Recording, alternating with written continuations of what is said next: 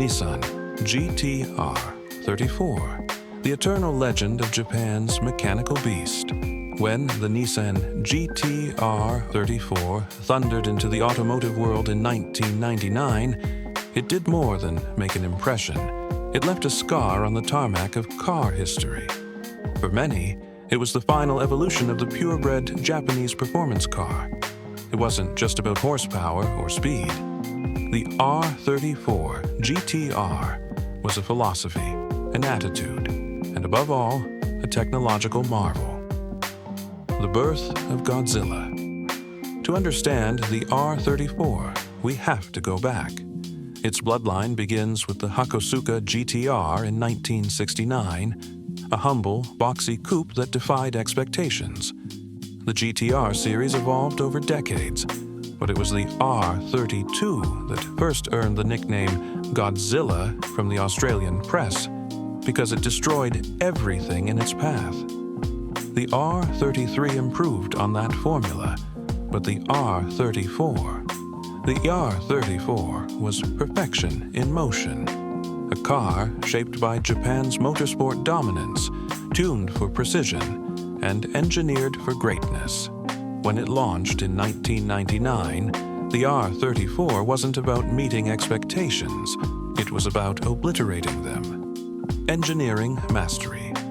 Built for the track, forged for the street. At its core, the R34 housed the fabled RB26D engine, a twin-turbocharged 2.6-liter inline-six that redlined at 8,000 RPM. Officially rated at 276 horsepower, a gentleman's agreement among Japanese manufacturers kept the number conservative. But anyone who has driven one knows, it makes far more. More than just power, it had intelligence. The Atessa ETS Pro AWD system, developed with the motorsport DNA, delivered torque to the wheels with digital precision. On a wet mountain pass or tight racetrack corner, it gave the R34 supernatural control. Underneath, the multi-link suspension and Brembo brakes ensured the car remained planted and responsive. The car's soul lived in the numbers, and the R34's multifunction display, MFD, put those numbers in your face. Boost pressure, oil temp, throttle position, and even lateral G-force. It was more than data, it was telemetry at your fingertips. Driving the R34, a ritual of speed.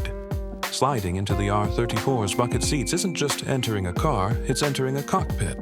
The 6-speed Getrag transmission clicks with a satisfying mechanical feel. You grip the leather-wrapped steering wheel, hear the twin turbos spool, and then the boost hits. Your spine presses into the seat. The RB26 screams.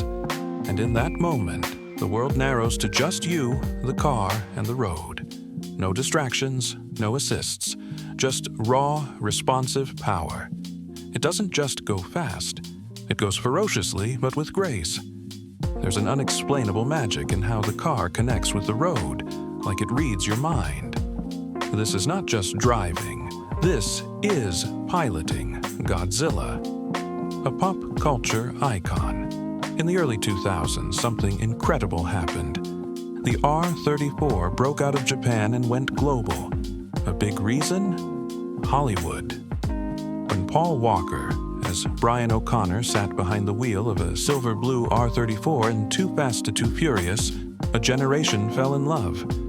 The car wasn't just fast, it was stylish, powerful, and cool. It became an aspirational symbol for car enthusiasts across the world. At the same time, video games like Gran Turismo and Need for Speed gave millions a chance to virtually drive one. Suddenly, the GT-R R34 wasn't just a car, it was a dream. Kids in Europe, Brazil, the US, and the Middle East knew its shape before they could drive. The R34 on track. Though street legends often steal the spotlight, the R34 was a born racer. It dominated in JGTC, All Japan Grand Touring Car Championship, carving up circuits with legendary precision. Its balanced chassis Explosive mid-range power and tenacious AWD system made it a threat in time attack and endurance racing alike. Tuners pushed it to the limit, with some versions producing over 1,000 horsepower, running sub-7-minute Nürburgring laps. Even today, when you see an R34 with a full cage, slick tires, and that unmistakable wing, it commands respect. Because it's not just nostalgic, it's still competitive. The tuner's paradise. What makes the R34 truly immortal is how tunable it is. The RB26 engine was over-engineered, built to survive punishment. Tuners routinely extract 500, 700, even 1,200 plus horsepower from these blocks. With modern ECU mapping, larger turbos, reinforced internals, and race-grade fuels, the R34 becomes a hypercar killer. Body-wise, it's a blank canvas. Wide-body kits like Pandem or Rocket Bunny custom paint jobs, carbon fiber hoods, LED lighting, titanium exhausts that scream in tunnels.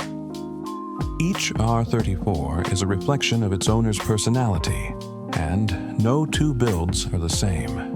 From Tokyo to the world with production, limited to Japan between 1999 to 2002, only around 11,000 R34 GT-Rs exist in the world. For years, strict import laws kept them out of U.S. hands. But as they hit the 25-year rule, collectors and enthusiasts across America are finally importing them at premium prices. In Australia, New Zealand, the UK, and the UAE, R34 sightings aren't uncommon. But they're never just cars in traffic. They're spectacles, always turning heads, always surrounded by cameras. Market value and collector obsession. Want one? Better have deep pockets. A clean, stock R34's GT-R V-Spec 2 can easily fetch $250,000 to $350,000 US dollars.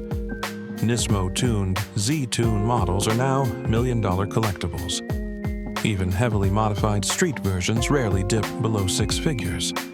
But for those who own one, it's not about resale. It's about legacy, pride, the feeling that you're driving a piece of automotive history. Yes, it handles like a dream. But what truly matters is how it makes you feel. And don't forget to subscribe. It was built in a time when engineers, not algorithms, made cars. When dashboards had gauges, not touchscreens. When cars were connected to the road and to the driver's soul. The R34 is the last of that breed. The last to embody raw power with mechanical grace. It's not polite. It doesn't care about comfort. It just wants to drive, fast, hard, forever. Final words, the Nissan GT-R R34 isn't just Japan's greatest muscle machine, it's the dream of a generation. It's Godzilla, a car that left tire marks across history and still roars louder than ever today. If you ever get a chance to sit behind the wheel of one, remember this: you're not just driving a car, you're unleashing a legend.